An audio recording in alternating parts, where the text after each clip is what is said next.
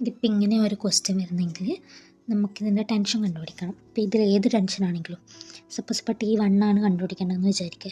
അപ്പോൾ ടെൻഷൻ കണ്ടുപിടിക്കാൻ നമ്മൾ യൂസ് ചെയ്യുന്ന trick tension equal to sum of lower മാസ്സിൽ നമ്മൾ സം ചെയ്യാം. അപ്പോൾ ഇപ്പോൾ T1 ആണെങ്കിൽ ലോവർ മാസ് ഏതാണ്ട് 8 × 12 × 7 × 9 ഉണ്ട്. അപ്പോൾ 8 + 12 + 7 + 9 sum of lower mass into G ആണ് കൊടുക്കേണ്ടത്.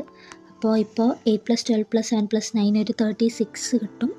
ഇൻറ്റു ജി എന്ന് പറയുമ്പോൾ 360 ആയിരിക്കും T1 വരുന്നത്. അതിനിപ്പോൾ T1 അല്ല T2 ആണെങ്കിലും T3 ആണെങ്കിലും T4 ആണെങ്കിലും സെയിം മെത്തേഡ് വെച്ചിട്ട് നമുക്ക് ചെയ്യാം. ഇപ്പോൾ T2 ആണ് ചോദിക്കുന്നതെങ്കിൽ T2ൻ്റെ താഴെയുള്ള ഫോഴ്സസ് മാസസ് ഏതൊക്കെയാണെന്ന് നോക്കുക. 12, 7, 9. അപ്പോൾ 12 + 7 + 9 ഇൻറ്റു ജി ആയിരിക്കും. T3 ആണെങ്കിൽ 7 + 9 ഇൻറ്റു ജി ആയിരിക്കും. T4 ആണെങ്കിൽ 9 ഇൻറ്റു ജി ആയിരിക്കും ആൻസർ.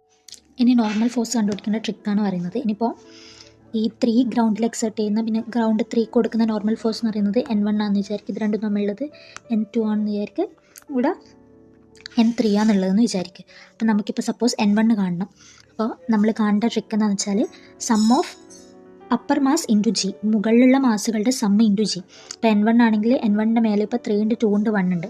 അപ്പോൾ 3 + 2 + 1 ഇൻറ്റു ജി ആയിരിക്കും ആൻസർ. 3 + 2 + 1 3 + 3 6 ഇൻറ്റു ജി 60 ആയിരിക്കും ആൻസർ. ഇപ്പോൾ N2 കണ്ടുപിടിക്കണമെങ്കിൽ N2ൻ്റെ മേലെ ഏതൊക്കെ മാസം ഉണ്ട്? 2 ഉണ്ട് 1 ഉണ്ട്. അപ്പോൾ 2 + 1 ഇൻറ്റു ജി 2 + 1 3 ആയിരിക്കും. 3 ഇൻറ്റു ജി 30 നമുക്ക് ആൻസർ കിട്ടും. ഇനി ഇതാ നമ്മൾ ഇതുപോലത്തെ പ്രോബ്ലം ചെയ്യാൻ വന്നത്. ഇതിപ്പോൾ നമുക്ക് നോർമൽ ഫോഴ്സ് കാണാനും ടെൻഷൻ ഫോഴ്സ് കാണാനും ഈ സെയിം ഫോർമുല നമുക്ക് അപ്ലൈ ചെയ്യാം. ഷോർട്ട് കട്ടാണ്, ഇതൊക്കെ ഷോർട്ട് കട്ടാണ്. എക്സാമിന് പെട്ടെന്ന് ക്വസ്റ്റ്യൻ ചെയ്യാൻ പറ്റും. നമുക്കിപ്പോൾ സപ്പോസ് ഇത് രണ്ടും തമ്മിലുള്ള നോർമൽ ഫോഴ്സ് N1 ആണെന്ന് വിചാരിക്കുക. ഇത് രണ്ടും തമ്മിൽ N2, ഇത് രണ്ടും തമ്മിൽ N3. നമുക്ക് ഏതെങ്കിലും ഒരു നോർമൽ ഫോഴ്സ് സപ്പോസ് ഇപ്പോൾ N1 ആണ് കണ്ടുപിടിക്കണമെങ്കിൽ right force into left mass.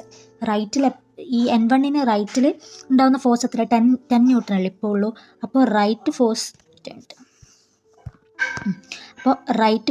Into left mass. N1ന് ലെഫ്റ്റ് ആയിട്ടുള്ള മാസ് ഇപ്പോൾ 4 kg മാത്രമേ ഉള്ളൂ. അപ്പോൾ 4 പ്ലസ് ഇനി left force into right mass. Left force 40 into right mass വരുന്നത് 3ഉം 2ഉം 1ഉം ഉണ്ട്. N1ന് റൈറ്റ് ആയിട്ട് 3 മാസ് ഉണ്ട്. 3 × 2 ഉണ്ട് 1 ഉണ്ട്. അപ്പോൾ 3 + 3 6 ഡിവൈഡ് ബൈ ടോട്ടൽ മാസ് 4 + 3 + 2 + 1 10 വരും. അപ്പോൾ ഇത് നോക്കിയാൽ 40 + 240 ഡിവൈഡ് ബൈ 10 എന്ന് കിട്ടും. ഫൈനൽ ആൻസർ നമുക്ക് 40 + 240 ഡിവൈഡ് ബൈ 10. ഓക്കെ, ഇതുപോലെ നമുക്ക് ക്വസ്റ്റ്യൻ വരുന്നതെന്ന് വിചാരിക്കും. ഇപ്പോൾ ഇത് രണ്ടും തമ്മിലുള്ള ടെൻഷൻ എന്ന് പറയുന്നത് ഒരു T1 ആയിരിക്കും. ഇത് രണ്ടും തമ്മിലുള്ള T2 അങ്ങനെ വിചാരിക്കാം. അപ്പോൾ നമ്മളിത് കണ്ടുപിടിക്കാൻ നേരത്തെ യൂസ് ചെയ്ത സെയിം ഫോർമുല യൂസ് ചെയ്യാം.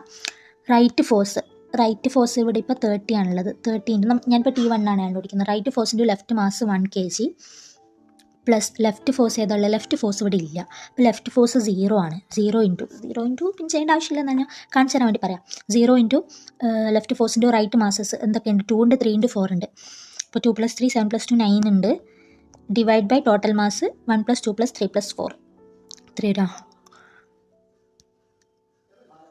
10 വരും. ഓക്കെ, അപ്പോൾ ഇതെങ്ങനെ നമ്മൾ ചെയ്യാം?